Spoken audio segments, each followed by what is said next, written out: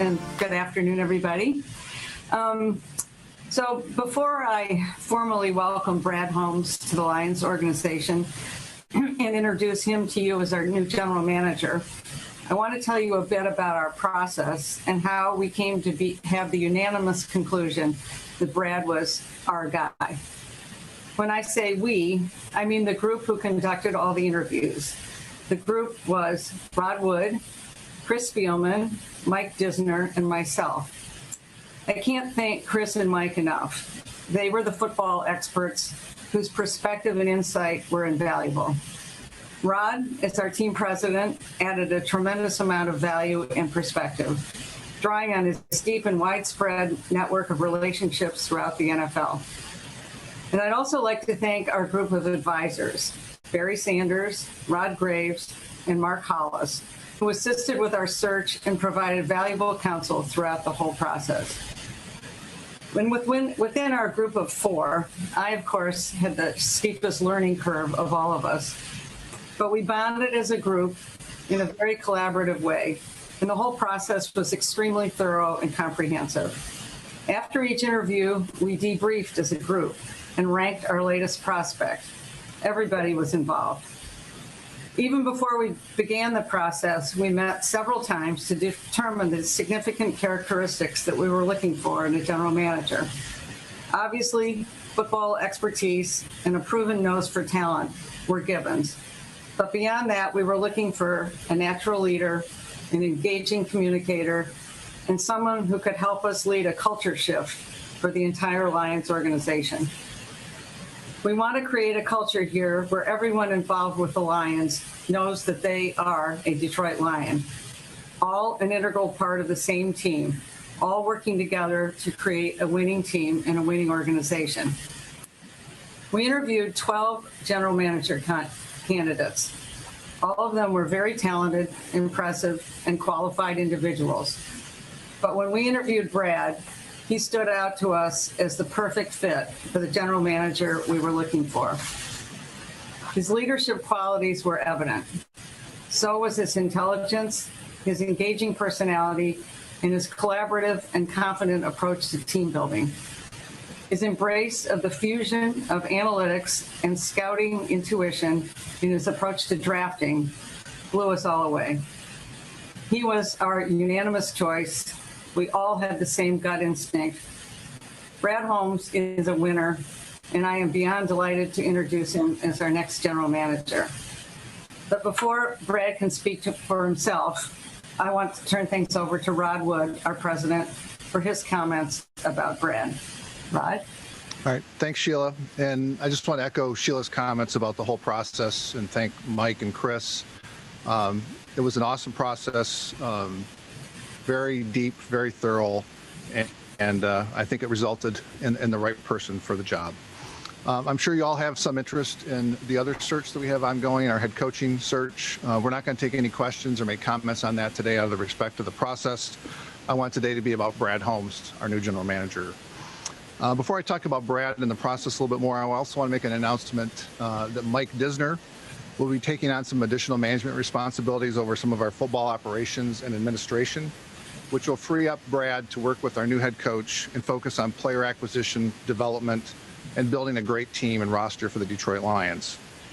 Sheila mentioned how we invested in developing criteria for the search, and I want to read a few of these very specific criteria to you. I know we've talked about it before, Sheila alluded to it, but we all had this on a piece of paper, and as she mentioned, we were grading people against these criteria, and I want to read a few to you that Brad stood out amongst. Culture builder, being open, inclusive, supportive, engaging, an exceptional listener, and an excellent communicator.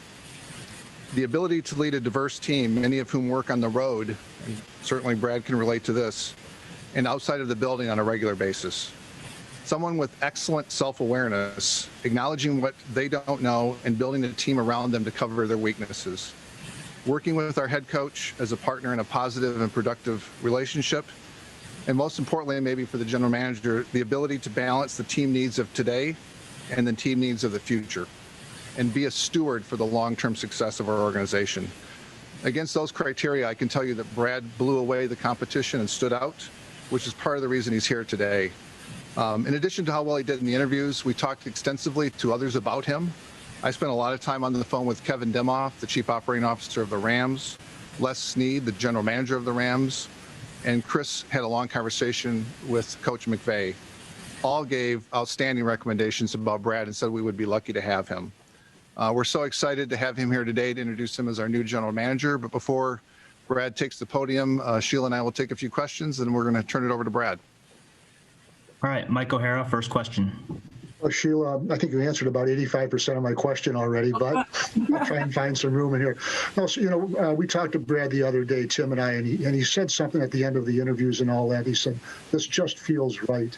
Just from your standpoint, what was it about him that just felt right that you had the right guy here?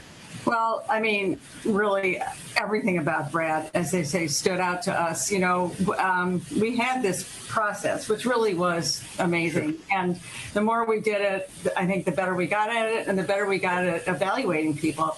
And so, you know, when we would have our debrief at the end of each interview, you know, we would all say what we thought. And then, someone might say something semi-critical or something about somebody, and we discuss it, whatever. When we finished with Brad, I think I went first that time, and all I said was, wow, just wow. He just was everything we were looking for. And, as I said, extremely intelligent, amazing communicator, collaborative, the way he described how he goes about his job, he hit on all fronts. So I think he was our only unanimous right off the bat discussion.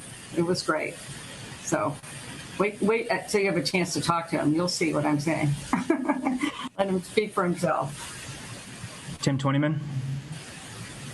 Yeah, this is for Mrs. Hamp and Rod. Mrs. Hamp, you talked about it right there in your opening statement about just, some of the technology and analytics stuff. And I know, Rod, in your statement when Brad was hired, you talked about the analytics and the technology. I'm just curious, what was it about Brad that stood out when the topic of roster building and evaluation came up? You want to take that one, Rod? I'll fill in. No. Well, thanks, Tim. Everybody scouts somewhat similarly, and we interviewed some great candidates from some great organizations. Obviously, some people have perfected it better than others. I think the one thing that Brad brought from what the Rams do is the use of analytics to really hone in on the players that you can predict will fit your roster and make an impact on your team. And obviously there's the scouting of players through, watching them in person and watching them on tape, but then taking all this data that's out there and figuring out, if somebody runs a 40 at X speed and has arm length of this and, a 3-cone of that, they're likely to be a good player, or they're likely not to be a good player. And they've taken it to a whole new level. And Brad would probably be better to answer it than I am, but it was impressive and it was different. And I think it's cutting edge. Mm-hmm. I was just going to say that. Definitely cutting edge, definitely different from, I think, pretty much what we've been doing here. So Brad's going to bring a lot of new ideas and, and as I said, yes, the analytics are fabulous, and he always says, get as much information as possible. But then there's the intuitive part of it too, and he's got that as well. So Justin Rogers. Hey guys, thanks for taking the time. Was looking for, I guess, some clarity on the structure with Disner, with Brad, with Rod. How do you see the front office setting up, even though I'm sure it's still, and Chris too, and I guess it's probably still being sorted out, but how do you see the structure working out? Will Brad have final say on all roster decisions?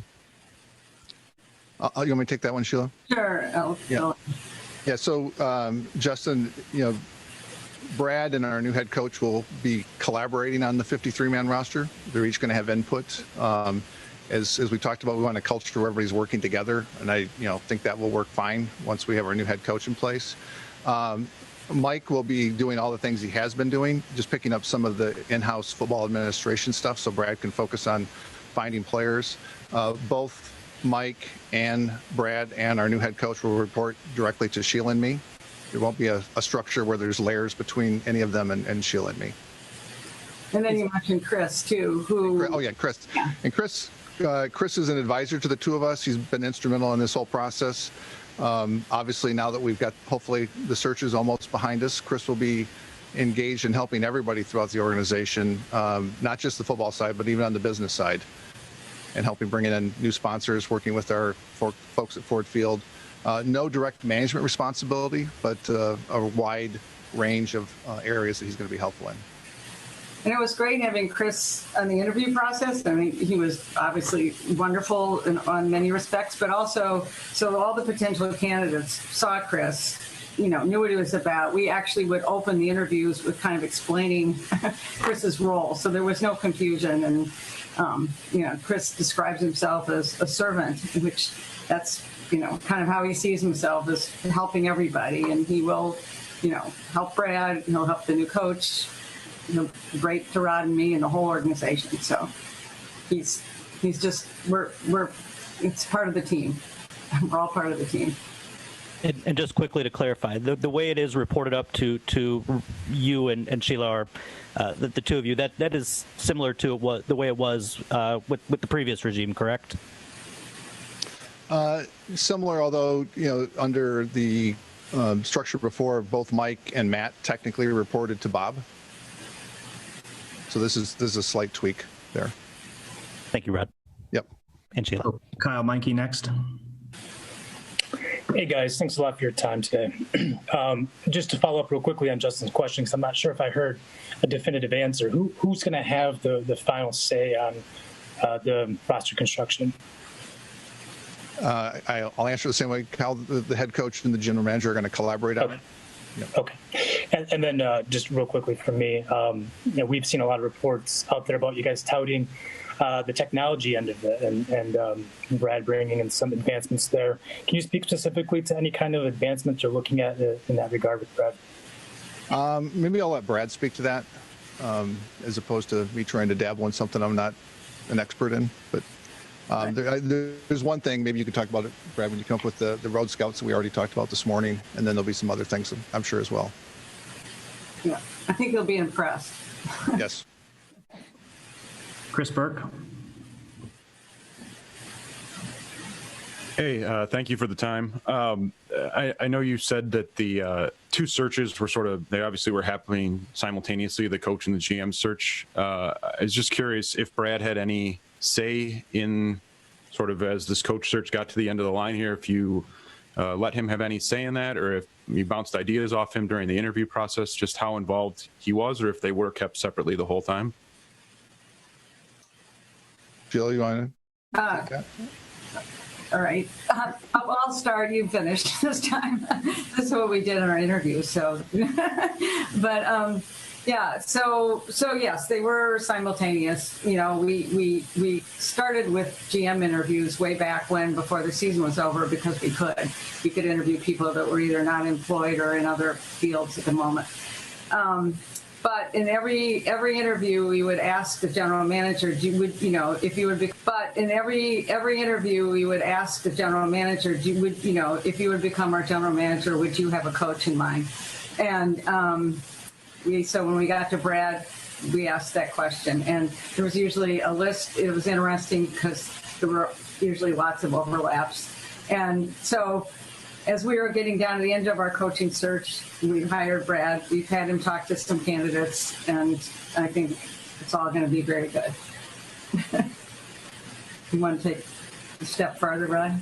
No, I think that's fair. I mean, we, as Sheila said, and vice versa, when we were interviewing head coaches, we would ask them about general manager candidates and who they could see themselves working with. And there was substantial overlap between what the coaches said and what the general manager candidate said. And it was a little odd, maybe doing both at the same time, but I think it also turned out to be very productive and a wide net and a lot of overlap. And as Sheila said, as we got near the end, we put Brad into the process. And so when the head coach is announced, it's going to be with Brad's awareness and support.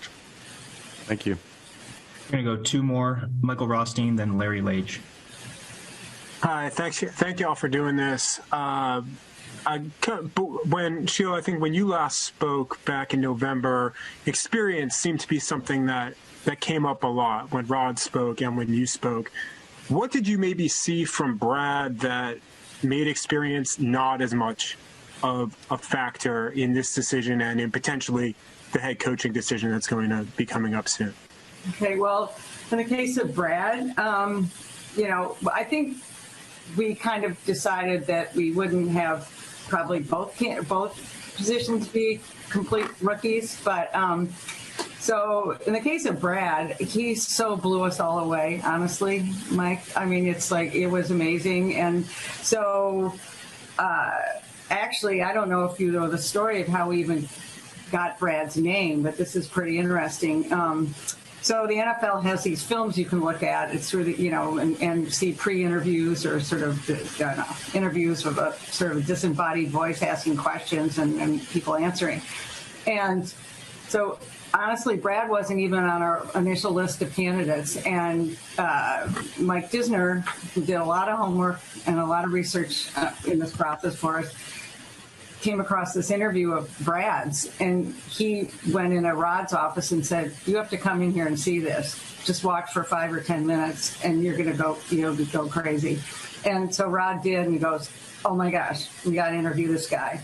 And then when we did, he just really, literally blew us all away. I mean, we had some terrific other people that we could have gotten and probably said they were very good, but Brad just struck us as head and shoulders above.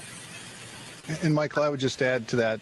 I think when you're trying to hire somebody for these types of positions, obviously experience would be valuable, but you're also trying to project what they might become. And in that case, I think Brad blew us away. And I'm a very big first impression person. And usually within 2 or 3 minutes of every interview, I'd write a quick note to myself of what was my first impression. And my first impression of Brad was, this is the guy. Mm-hmm. No, and I think Mike Disner said, I quit taking notes because he was the guy. So anyway, it was pretty great. Thank you all. I appreciate it. All right. Last one for Sheila and Rod. Larry? Good afternoon, Sheila. Your family has been through this many times. First time for you. What gives you the most faith that you are all getting this right? And what would you say to fans who said, yeah, whether it's the draft or the day the GM or coach is hired, everybody loves it when we got our guy. What gives you the most faith, and do you think fans will have faith in this decision? Okay, well, I think what gives me the most faith is the process we went through. I mean, it was very thorough. There were 4 of us, as I said in the beginning. We all came from it with different perspectives, different areas that we were looking at, and the fact that we interviewed 12 general manager candidates, and all the interviews were several hours. So they were thorough. And we actually had questions ahead of time that we made up so that, we didn't sit there and just fire out questions. We had more of a conversation, but we made sure that everything was covered, that we'd want to be covered in the conversation.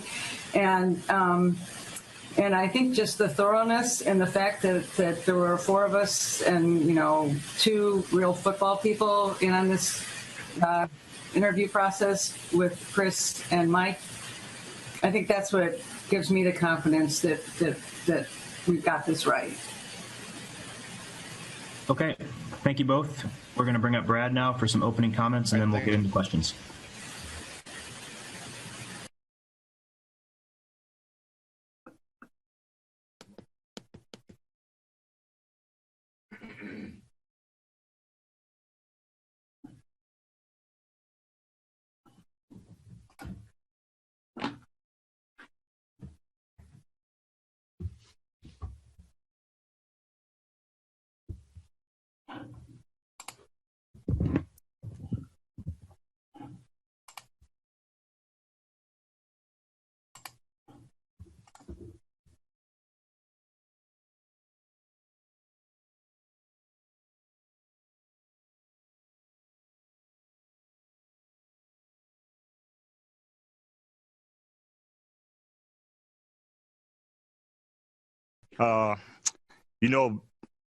Before my second interview, I hadn't been to the Allen Park facility since I interviewed here to be a PR intern, actually. And this is right before I ended up being a Rams PR intern. So it's really funny how everything became when it got full circle. But first off, I want to thank Sheila Ford Hamp and the entire Ford family. I want to thank Rod Wood, Chris Spielman, and Mike Disner.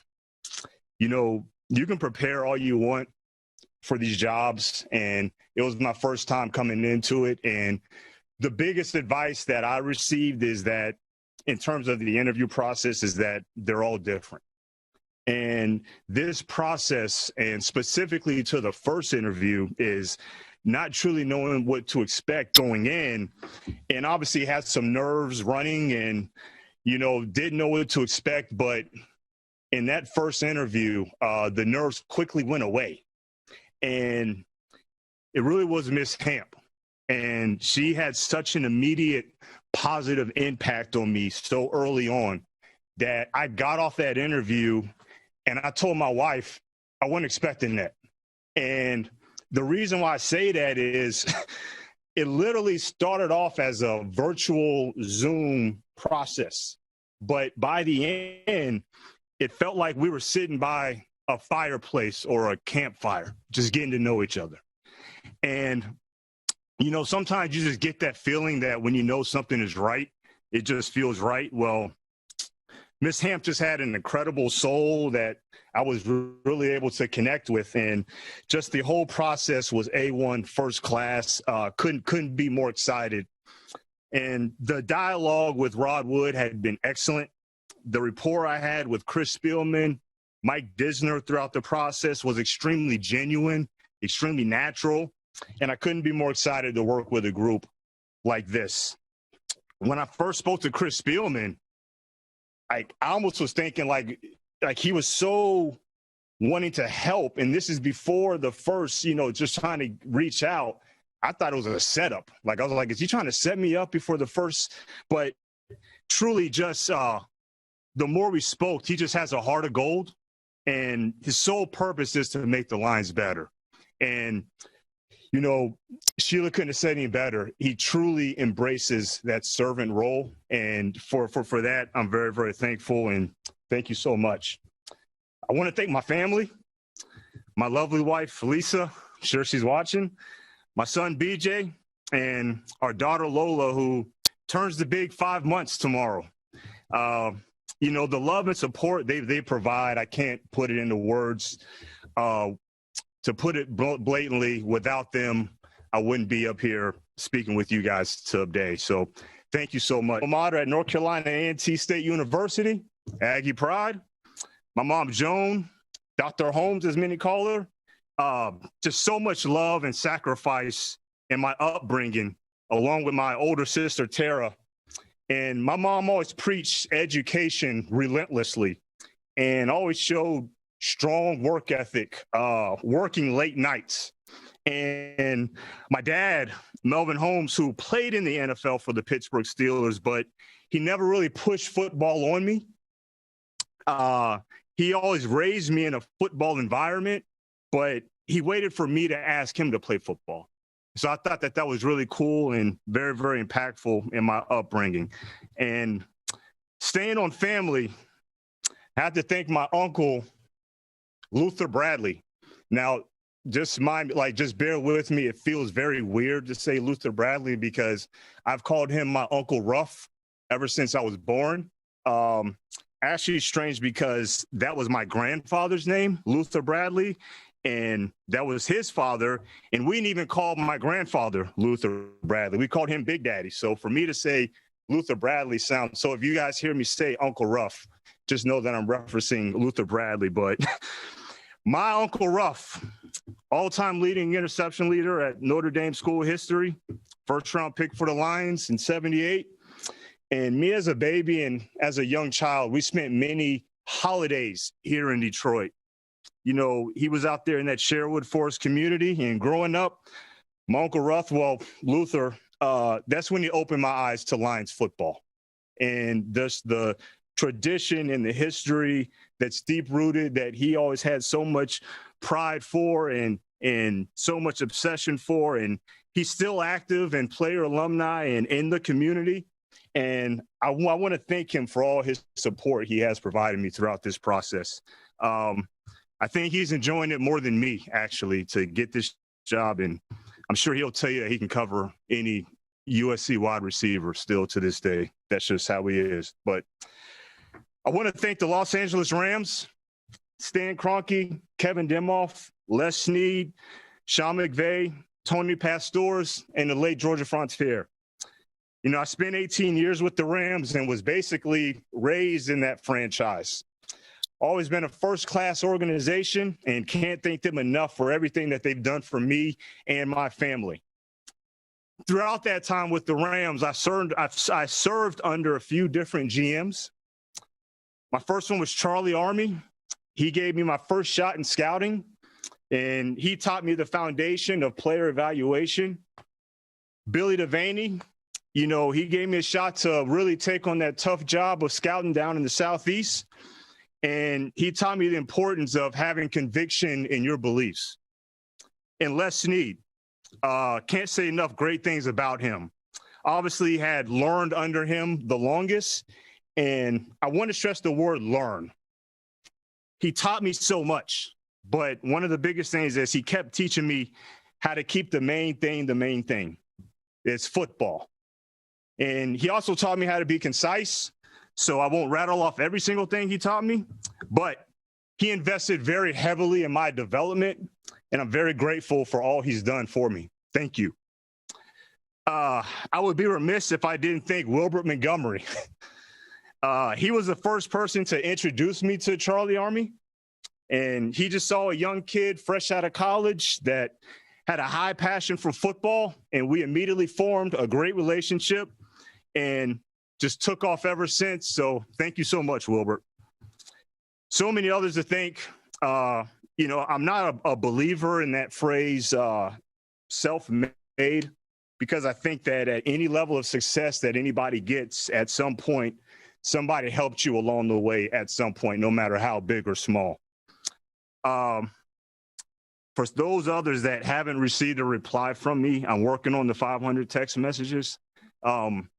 I will get to them, I promise you, but through all the text messages and through all the calls, I can truly say that appreciate the love and support through all of it.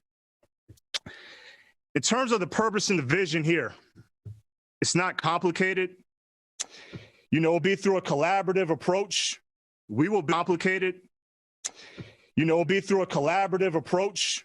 We will build a winning and inspired culture to serve the best football product to this great city of Detroit so we can compete for championships on a consistent basis. And I stress the word serve. I know the general manager position, it's a lot of different responsibilities, but I truly believe that it is a service role.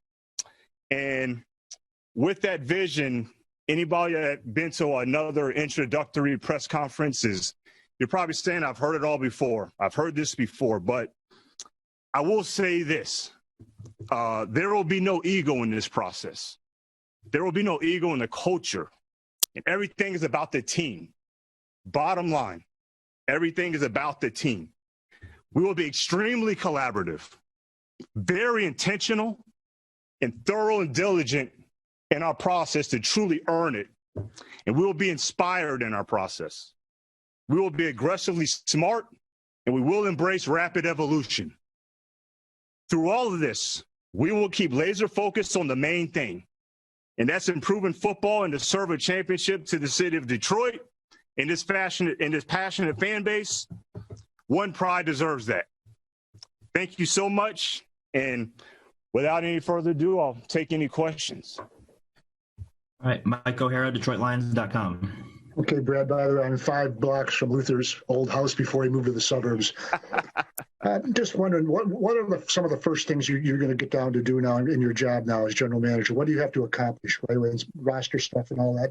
You know, there's a big decision. People are going to ask you about that, about Matthew Stafford. Yeah, Mike, that's a great question. So first and foremost, once the head coach is on board, definitely want to make sure that we meet and basically continually to work to get on the same page and be aligned. Obviously, the evaluation of the total roster is extremely important. So, really looking forward to making sure that myself and when the head coach is in place, that we have take a full deep dive, very thorough process in the evaluation of the roster and make sure that we're on the same page as we approach these upcoming phases with free agency and the draft. Tim Twentyman, DetroitLions.com. Hey, Brad, good to see you again. Thanks, Tim. Hey, just your opinion on Matthew Stafford and the future of maybe that quarterback position here in Detroit. Yeah, great question. So Matthew, great player. And what you really appreciate is, I think the talent level is easy to see, but you'll really appreciate how his intangibles show on film, just how urgent he plays, how competitive he is, the toughness that he shows. But it is my job to evaluate the entire roster. And through that process, I have not had any discussions with Matt or any players for that matter. So, I just want to be fair to the process and make sure that we evaluate that thoroughly. But, obviously, Matt, very good football player. And then just one quick follow-up, just your use of technology. And I know we've talked about it before, but just how you implement that, how important it is to you and why that's important in the process now. Yeah. So, Tim, I've always said that technology is truly an accelerator. And I think it's only important, it's very critical to utilize the technology as the accelerator that it truly is. And there's so many different avenues in so many different areas in scouting and personnel where the use and acceleration of technology can be utilized in a very critical way. And it can be even down to just making sure that everybody that's connected, that are even outside of the building, that are on the road, let's make sure that this technology is being utilized properly and efficiently and in the right way to make sure that that's all connected. It goes from the college side to the pro side, the use of analytics, the use of, the evaluation process, how you communicate. That's probably one of the biggest in terms of the use of technology, but definitely there's a lot of different avenues, a lot of different products out there, but something that the Rams utilized heavily that, showed me and opened my eyes to a lot of different things, and very much appreciative of that. And so those are some of the things that I would bring to the lines. Justin Rogers, Detroit News. Hey, Brad, welcome to Detroit. Thanks, Justin. How you doing? I'm doing well. I've got a couple quick ones for you. First, just given the depth of your college background, how important is it for you to get a supplement to your front office on the pro side, or is your confidence in the pro evaluation strong enough, you think? Yeah, that's a great question, Justin. Well, first of all, let me say this. One of the great things that Les did with the Rams is everybody had these different roles, different titles, got your director of college scouting, your director of pro scouting, you got your assistant director of college. But what he did that I thought was very, very critical and really paid dividends is that he treated us all as one group. Basically, he's often referred to us as a basketball team. And if Les Snead, that's one of kind of an analogy that he'd make. But he basically had us involved in the decision-making process on both fronts, whether it's pro and college. So that experience alone, really bode well for me. And the other part of your question, Justin, is I think it's very important, and this is what I'll do, is to make sure that it is a blended staff of experience, that is balanced with, people that have pro and college experience. So that's my approach, and, that's how I feel in the experience from that. And I want to quickly ask you about intangibles, because I've read the emphasis and importance you put on that in the college evaluation. You just mentioned it in your quick Stafford evaluation. Every guy in a decision-making role is looking for a guy that loves football. What is I guess the technique you've developed in evaluating guys on that intangible level? Yeah, it's a great question. Very important to me. I think the intangibles are the separator of success at this level. And I think it's very important from my background and my experience up to this point with the Rams. We always made an emphasis on investing in high intangible football players. And you pointed out one thing, Justin, that means a lot to me. It's probably the most important is passion. And that is one intangible piece that I don't have any room for. I don't have any margin for error in. That's one piece is passion for football is extremely important, probably the utmost importance when it comes to intangibles. So that's something that I actually explained to Rod and Sheila during the interview process. Is that something that I just won't budge on when it comes to passion for football. So something that we had a lot of success with, or with the Rams had a lot of success, and something that would be an important piece that we'll have here at the Lions. Thank you so much. Thank you. Kyle Meinke, M Live. Hey, Brad, welcome to Motor City. Thanks, Kyle. How you doing? Doing well, man. Doing well. You didn't finish that story, I don't think. Were you offered the PR job with the Lions? Yeah. So long story that actually came in, was offered the job. I had interviewed with the Rams and was offered both, and had to make the tough choice to select the Rams. But definitely no slight. But I did come in the building with my head down a little bit, making sure that nobody was looking for me. But yeah, it all worked out. Fair enough. One more question for you from me. There's been some debate in Detroit whether this is more of a reboot and get ready to go next year and compete for a championship, or more of a long-term kind of rebuild. I know you're in the early stages of this thing and you have a lot of hires to make and moving parts before you really get going. But I'm just curious at the outset what your vision is for this team, particularly up front, this year, or, do you think it's more of a long-term rebuild? Yeah, that's good. That's a fair question. So definitely, I think when you get into the offseason, I think every franchise, every team will look at the areas that they might need some, let's say, retooling at, and just areas that need to be addressed. But the ultimate goal is to make sure that the most competitive team is on the field, and that starts right this year in entering the 2021 season. So not viewing this as, oh, this will be a long term. I don't know how long it's going to take. That's not the approach. That's not the mindset going into it. The approach is to make sure that we can put the most competitive team possible out there on the field in 2021. Chris Burke, The Athletic. Hey, Brad, congratulations. Thanks, Chris. How you doing? I'm doing all right, thanks. Kind of a follow-up on that, I guess. I'm just curious, sort of a two-parter. How much of what you've done on this draft class can you carry over into this role? And then just knowing how shortened this schedule is going to be for you and how much of a time crunch you're probably going to be in, is it realistic to implement all the things you want to implement in the next 2 or 3 months? Or is this going to be, by next year, you'll have all the process in place?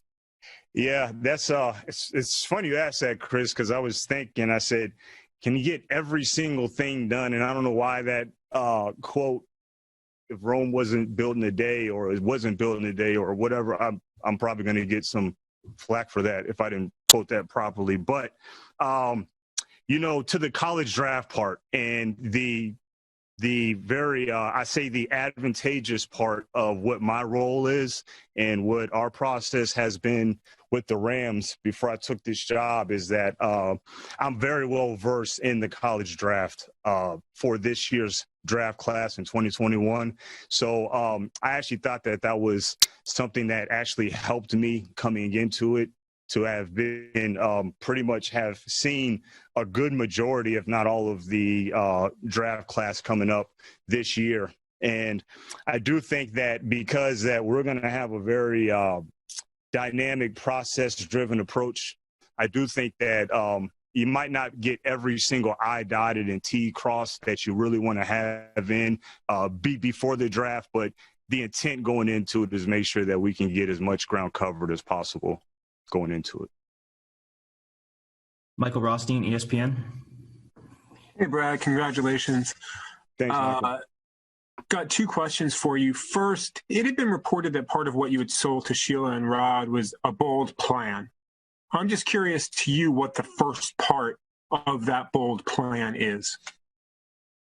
Well, I'd say bold plan. I know that.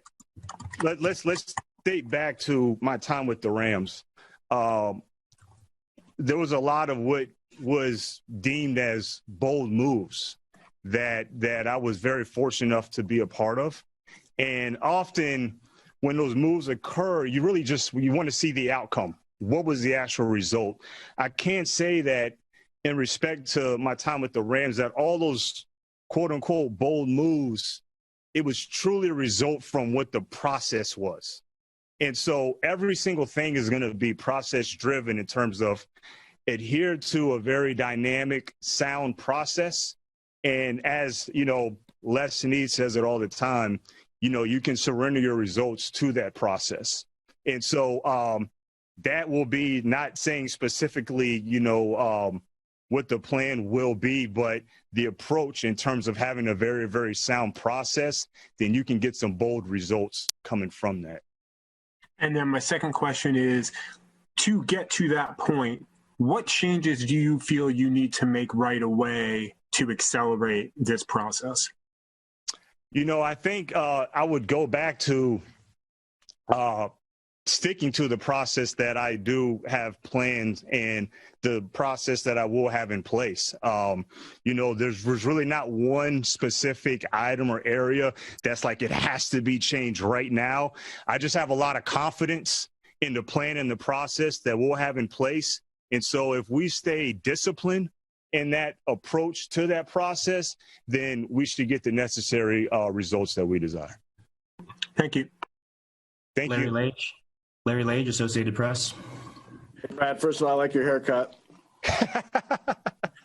Great minds think alike, Larry. That's right. Did any other team reach out to interview you for a GM job this offseason, or have they ever in the past? And when you were a PR intern, did you ever dream of landing a job like this? And have you had any kind of pinch me moments? Sorry to squeeze a few in there, but. Well, the first one, if I had any other team, so this was my first interview circuit, if you could classify it as that. But I did have two teams that I did interview with, both here in Detroit and the Falcons. But,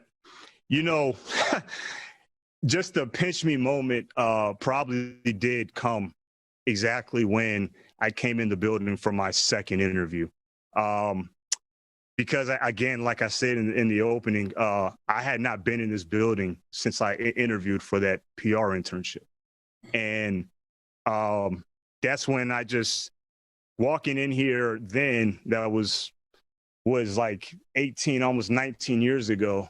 And then coming back here now as the general manager, that was definitely, if you would, I like the way you put it, a pinch me moment where it really just sunk in of like the wow. And it's just, it really was a surreal feeling and couldn't be more excited about it. Was this ever a dream job for you? I mean, when you started working in the NFL, did you say like someday I want to be the general manager of one of these teams, or what was your goal?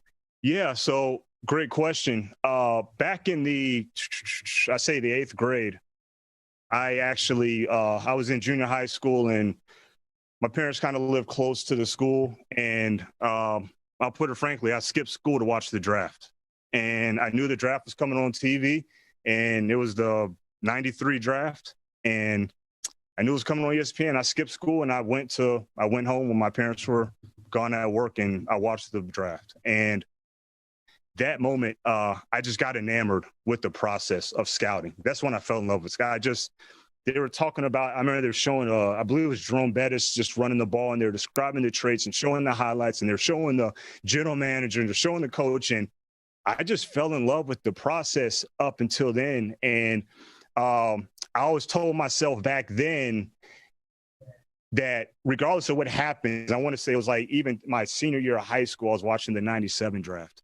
And me and my buddy, we were sitting at a fast food McDonald's restaurant and just having some cheeseburgers. And I said, we had just got done watching the draft.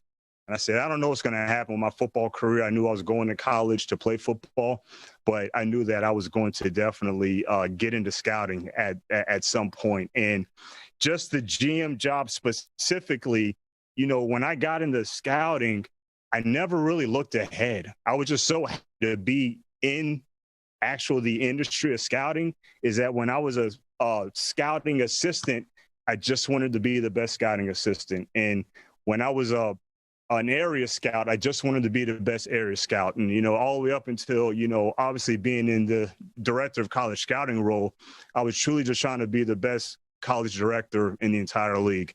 And so obviously when I kind of was learning about, potential opportunities, to potentially interview for a GM job, that's when you got to start preparing and all that. And that actually felt different to me because I was always so laser focused on what my job was at hand, never looking ahead. And I really just wanted to dominate my role that I was in. So to answer your question, I know it's kind of a, branched off answer, but I really didn't say back then that I want to be a general manager. I fell in love with scouting. And then as I worked my way up, I just focused on dominating my role at every step.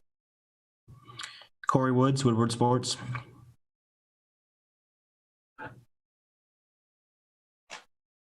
Hey, Brad, how you doing? Welcome to Detroit. Thanks, Corey. How you doing? Pretty good. Sorry about that. I had you on mute. I have a question. So the discrepancy between Pro Bowlers and all-pro athletes of the Rams and the Lions is pretty large. What will be your approach of bringing that type of talent to Detroit? Yeah, that's a great question, Corey. So, I'll start with what I was saying earlier about, how important the intangible aspect is. And, we always talk about, let's invest in reliability and let's invest in reliable players. And obviously, we're not overlooking talent. A baseline of talent is very necessary. It is the NFL. We're not overlooking talent. A baseline of talent is very necessary. It is the NFL.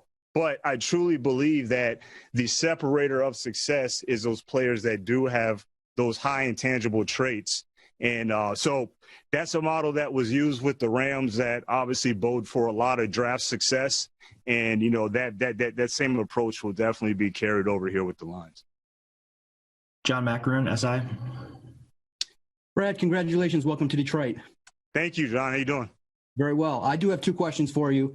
You did bring up Detroit's large and passionate fan base, but I'm wondering, there's also a growing and large portion of the fan base that's becoming more skeptical regarding Detroit's opportunities to get back to the postseason. What message do you have to fans who are skeptical in the process regarding Detroit's history, since the organization has only had one playoff win in decades? Yeah, and when you say process in terms of the player personnel, player acquisition process, or just the process of building this organization to where it needs to go?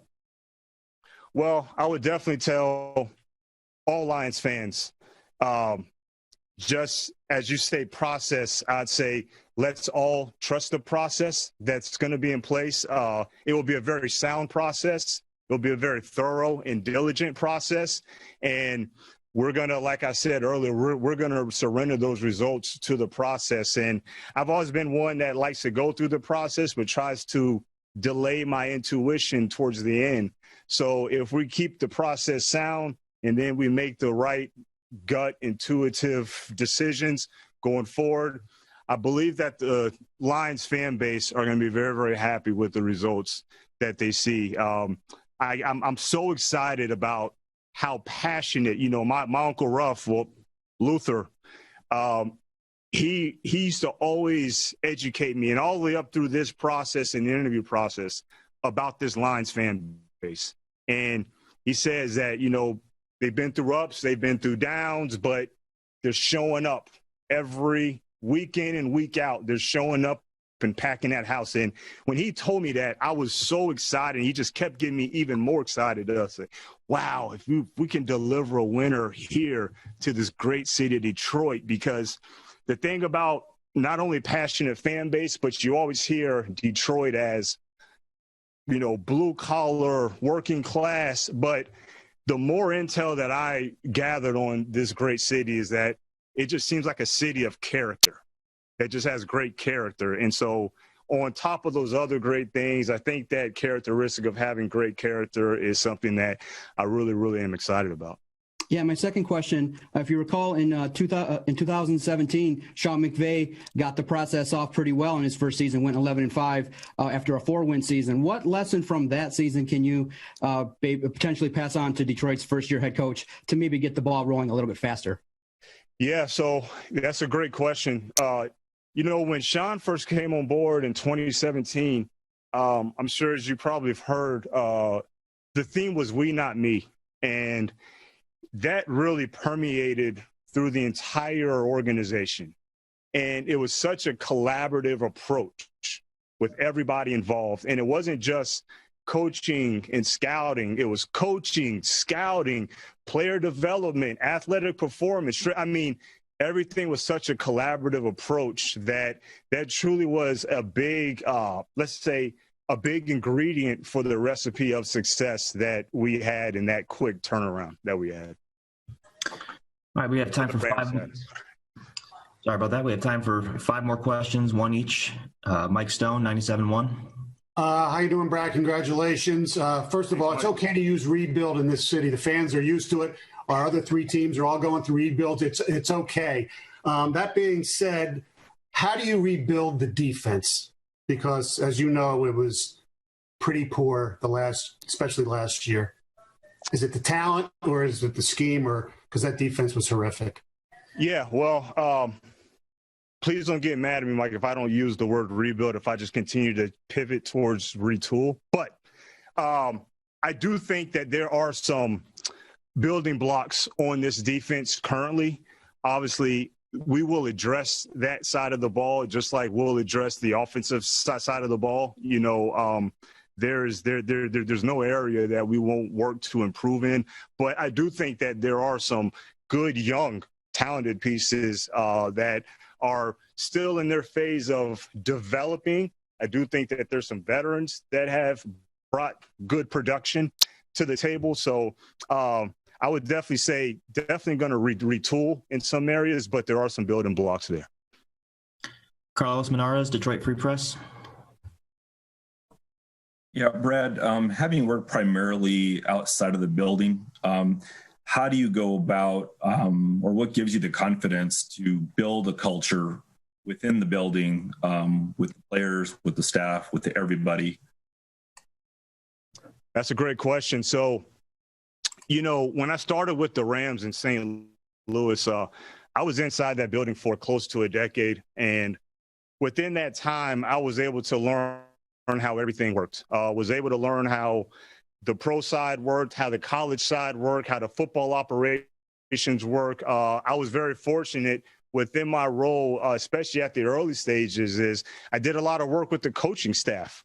And through that time, I really got a very good appreciation and understanding of how everything operated from entire football operations standpoint. And even since the team relocated to LA and I was in Atlanta, I spent a extraordinary long amounts of time in LA, all the way to the point where I almost qualified for residency out there in California.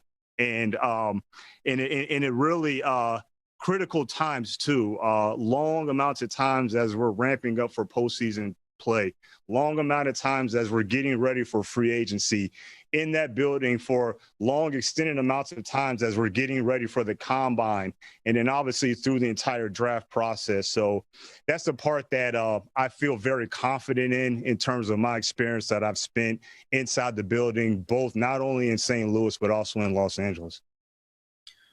Jamie Edmonds, WDIB. I wasn't expecting to go now, so nice to meet you. Welcome to Nice Detroit. to meet you, Jamie. Thank you.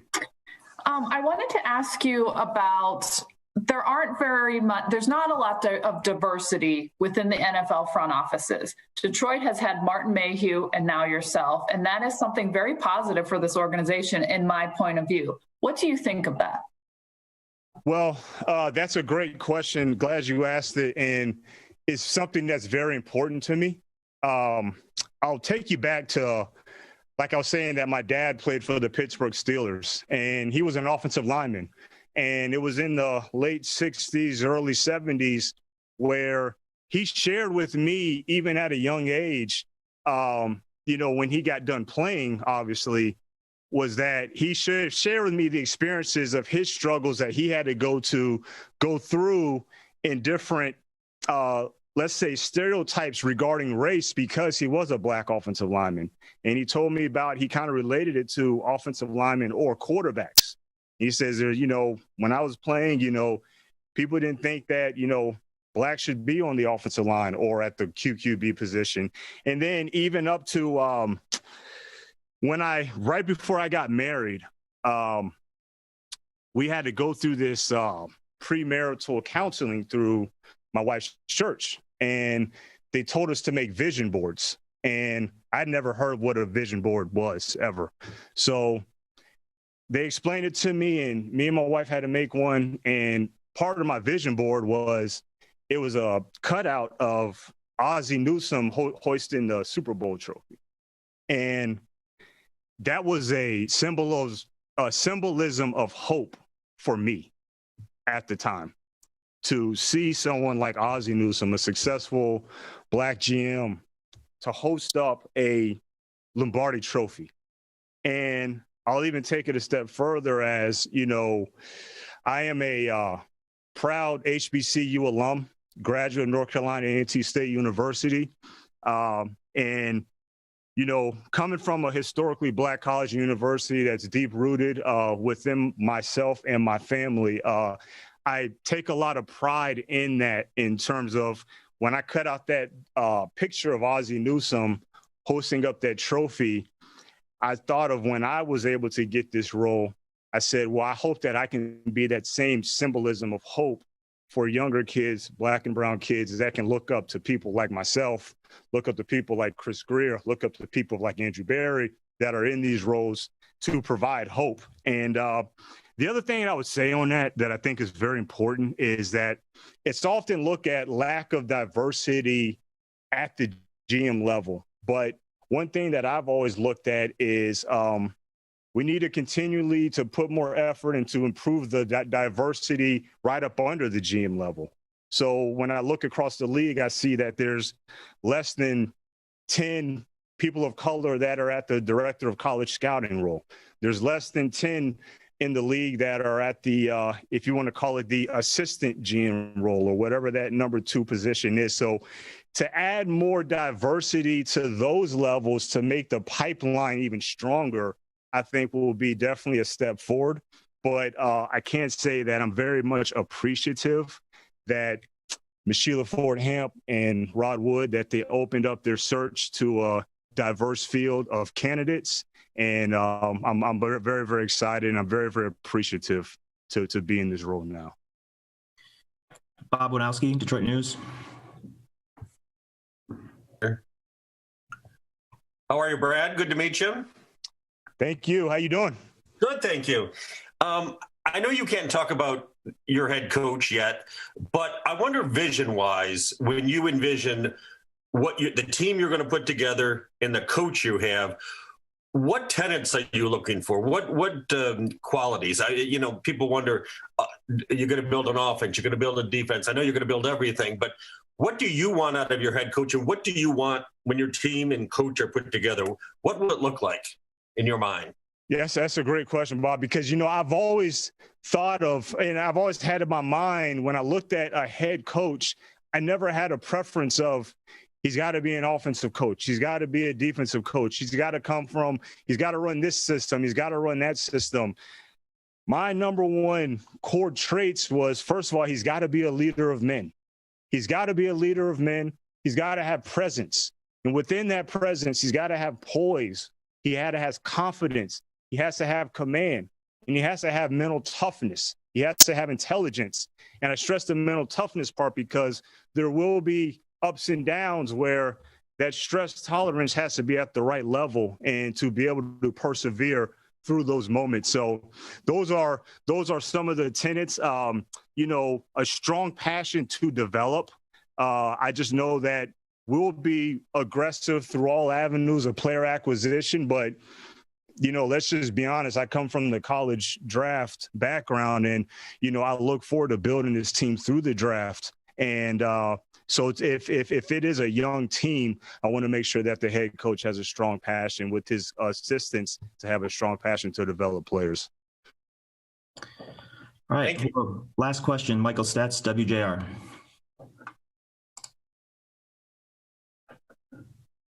How you doing, Brad? Congrats on getting the job. Hey, Michael, thank you. I just wonder if you could kind of walk me through like your first steps, initial steps on how you assess the roster and the first steps you move. Obviously, free agency, the draft not too far away. Yeah, it's a great question. So initially, right immediately, once the head coach is on board, I want to make sure that we sit down and make sure that I am in direct alignment, in full understanding of what his philosophy is and what his vision is. I've always had this question of, well, what is your vision of the team? And I can tell you what I want it to look like, but truly it is the head coach's vision. He's the face of the team. He's the voice of the team. So I want to make sure that, like I was saying about the service role as a GM, I want to make sure that I'm providing the head coach and aiding him with the best possible resources to make sure that his system and philosophy is running at an elite level. So that's first and foremost that will have to happen. And once we get that on board, then I think that that'll be a great start of the process of how we'll dive into the initial outset of free agency and what those plans are, and to make sure that we're bringing in players that truly, truly fit. I never forget when Sean came in 2017 with the Rams, is that, we signed Robert Woods and Andrew Whitworth, and, they might not have been, I'm not sure if you want to deem it the popular names, but they were fits. They were, culture fits. They were schematic fits. So, that's a good intentional approach and model that, I can definitely take and follow as I embark on this journey with the Lions. And, just for that relationship, I always said that it has to be tight as family. So me and the head coach, we have to be, I'm sure you heard, aligned at the hip in lockstep. But I truly think tight as family is very important, because there might be times where you might not see eye to eye, but when you're tight as family, you can work through those things and come to a winning solution. Appreciate it, Brad. Thank you. Thank you. All right. Thank you, Brad. Thank you, everyone. Thanks, guys. One pride.